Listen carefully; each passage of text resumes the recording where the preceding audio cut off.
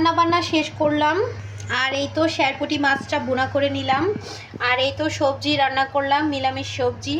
আর এইটা হচ্ছে আমার বিখ্যাত একটা খাবার, মাছ দিয়ে কাঁচামরিচ দিয়ে সিম টিম দিয়ে সব কিছু দিয়ে মানে তেলে, এটা হচ্ছে মরিচ খোলা বলে, সেই টেস্ট এটা। এটা যে খাবেন পাগল হয়ে যাবেন।